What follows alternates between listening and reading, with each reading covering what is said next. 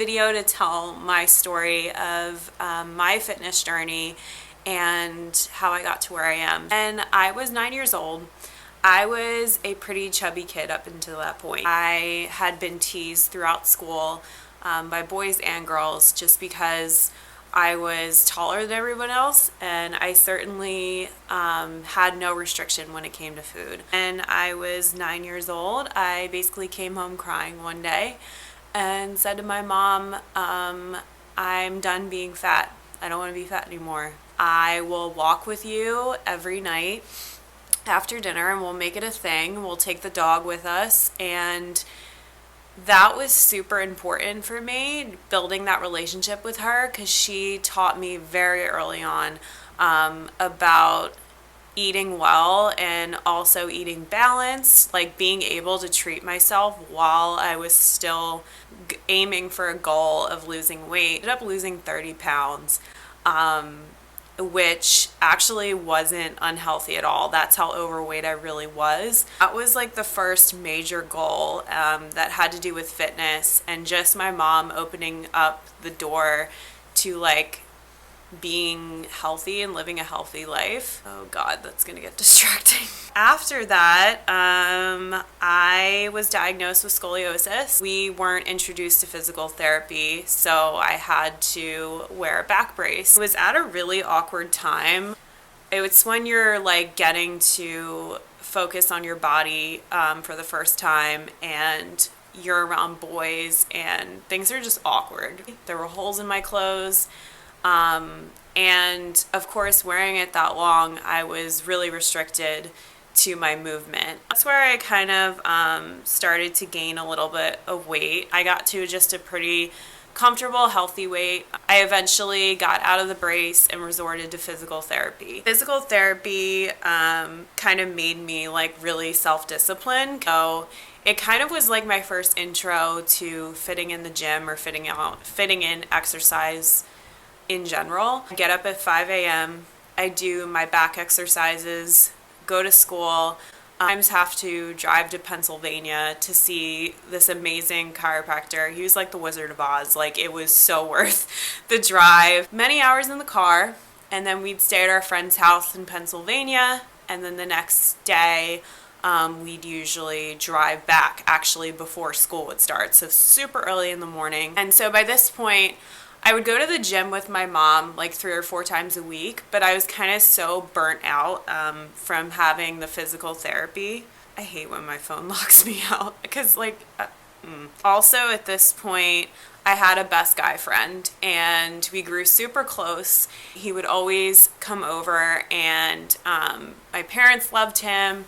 And then I grew to love him, like really love him. In my head, I was like, he's my best friend. So this is perfect. I trust him. He'd be the greatest boyfriend ever. And just like, I just remember like coming up with these stories in my head, and he had like no idea that I thought that deep into it. And he was always super appreciative and stuff. It's just, I had no idea what I had to do to get his attention. We were both sitting on the couch one day. He just said to me, like, you look thinner. Or I don't know if he was like looking at my arm or what it was. He asked me like if I was doing something differently, if I was like trying to lose weight. It just like sparked my interest, and it made me like super confident in that moment. I remember that feeling of like butterflies. Like, I really thought I was connecting with him in a really sick way. I got addicted to it drawing attention. I was so used to growing up people pointing out how big I was. So the more weight I lost, the more I caught others' attention. So I almost became envied instead of teased by girls my age. They'd say, oh, I wish I looked like you. You're so in shape. You're so small. And I had never been associated with small before. I mean, even when I was wearing my brace, I was still like super big. I would try out different days, like how long I could go without eating. So I really drew close to this girl who was older than me, who played a lot of sports. This was like the beginning of freshman year. So by that point, I had lost a little bit of weight. I just looked like I had leaned out. Hey guys, so I'm gonna pick up where I left off. I'm sorry to stop, my camera died. I left off at the point where I was in high school. This was towards the end of the year that it had really become noticeable that I lost weight.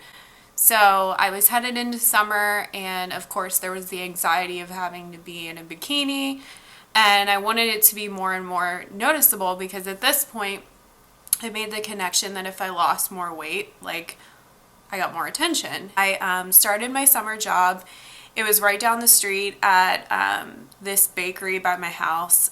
And it's so ironic that the summer my eating disorder was the worst. I worked at like the most unhealthiest place you could think of. So I'd always pack food for work in front of my parents and my sisters in the morning, but I would never actually eat it. I'd end up throwing it away once I got there, and it just kind of became routine. And my boss noticed, and she'd ask me if I was okay. Like, she noticed me dropping weight, and just like even when we'd have like leftovers of stuff and she'd offer it to us, like, I never ever took it. So it was just kind of obvious that something was off, but I seemed so paranoid and so sensitive when someone would ask me that they never really like pushed it beyond like, are you sure you don't want it?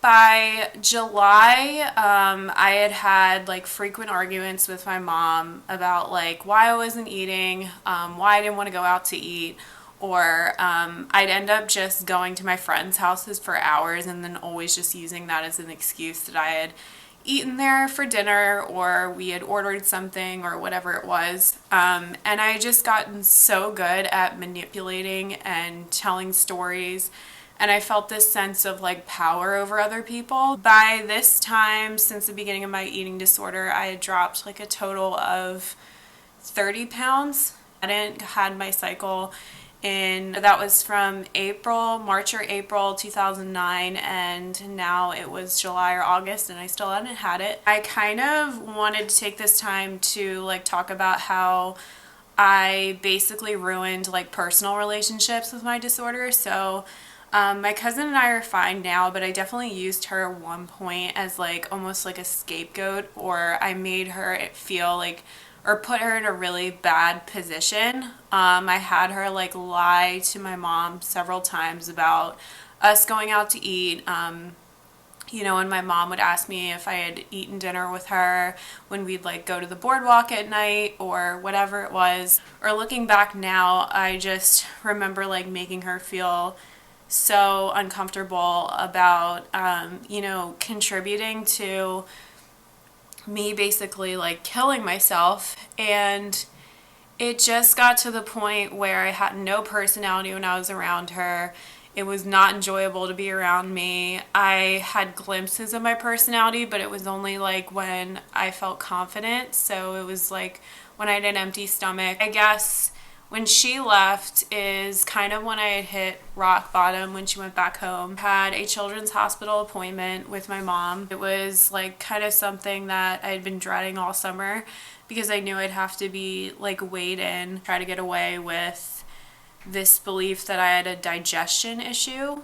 And so that's what I had been telling people all summer. We went to the appointment and there was so much tension like leading up to walking in. So we were in the waiting room, my mom and I could just feel like how exhausted she was and like how torn she was, because it's like at the end of the day she was my mom and we had grown so close and she wanted to believe me, but it's like it was obvious that there was something I was lying about or there was something more serious going on. It's like a fight all summer, and then finally the doctor kind of just gave clarification that it wasn't a digestion issue and that I was, lying, and there was clearly something wrong with my eating habits and that I needed to make serious action or I was going to have to be sent away, or there was like a good chance I'd die before then because my heart rate at that point was 35 BPM. I was just so consumed by the disorder that even at 89 pounds, I remember like standing in the mirror before the appointment and like literally finding fat on my stomach, literally getting frustrated with myself that I still wasn't like good enough. And that's what really starts to take over. It no longer becomes about being skinny, but it becomes about whether you want to like live anymore. That was basically the question that my mom gave me on the car ride home.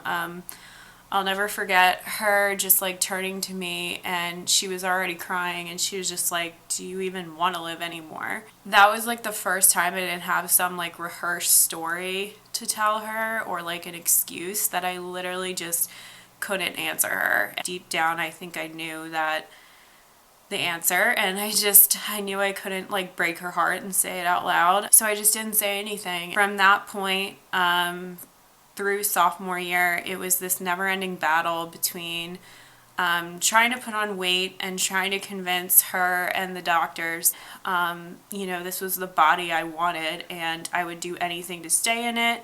So I basically started seeing a nutritionist in the fall up in Philadelphia. I would basically visit her every week, and the first couple months there was like no point, because I'd go through the motions and I'd yes her to death, and then as soon as I left I would like do whatever I could to avoid eating. And then when I absolutely had to eat, it just was so painful in front of my mom when I get home from school, or take a meal replacement drink in front of her. I hated myself even more. I felt fat, like they wouldn't let me work out. They just wasn't comfortable in my own skin. And yeah, I put on some weight, but definitely not a sufficient amount. My cycle still wasn't back, but I lied about that and told them at one point that it was. So that was July of 2010. It finally came back, and I had lost it March 2009. I was just getting so frustrated with how long the process was taking,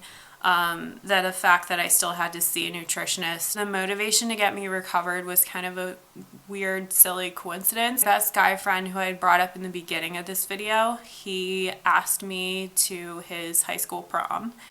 And I remember feeling so awesome about it and so confident, and I just had so many butterflies that day when he texted me and asked me.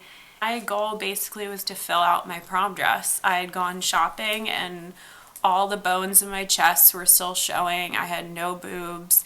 My arms were just like sticks still. And I was just frustrated with the fact that I didn't look like a girl. I looked like a 12-year-old boy. That was like the weird initial motivation for me wanting to gain weight.